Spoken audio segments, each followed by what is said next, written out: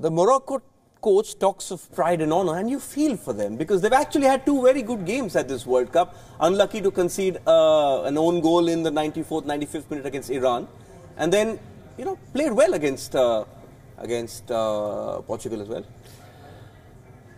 What I like about them is that they've had a go. They've tried to play expansive.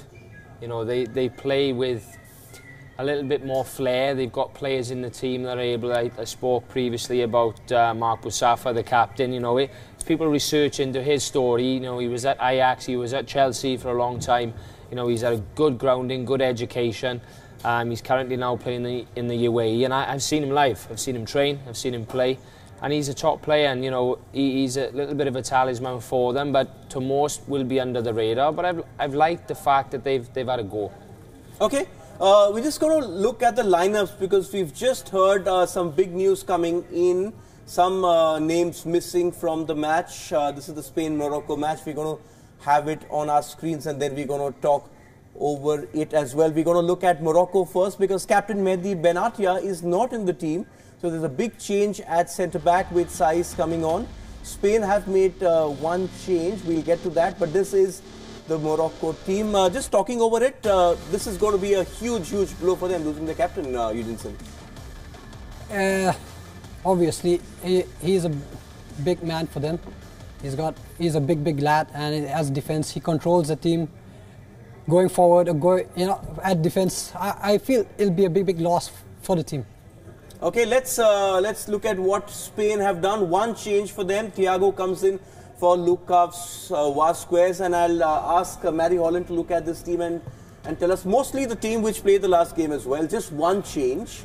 Very settled lineup, and clearly is going for the win. And now with Benatia missing, you would think that this is going to be easy for them. To be honest, you'd probably say that even if Benatia was in the team, it's still going to be quite tough for Morocco. I mean, when you just look at the 11 players that are on the pitch without the lads that are sitting on the bench waiting to come in after half-time or after 60 minutes, it's quite frightening. To drop Thiago in there, who's been exceptional this season, he's great for the national team also. He was a lot of cries for him to start or every game. But they just got so much quality, What do you do?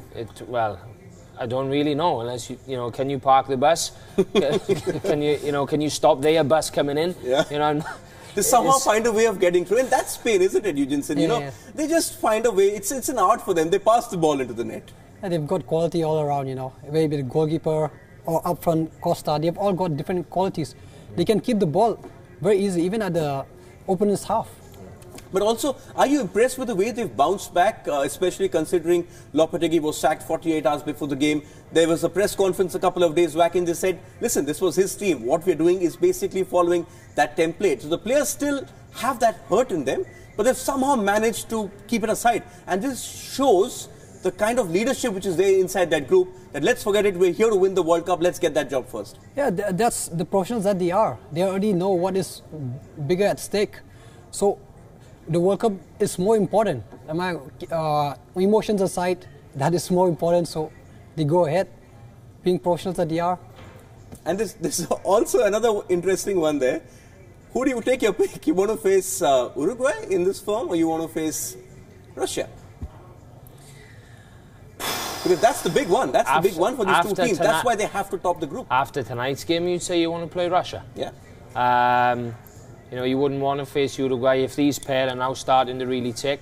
And we have to keep in mind, will Tabarez stick with his system? It's easy to change it once. Now he's going to have butterflies now. Does he stay with this system and continue?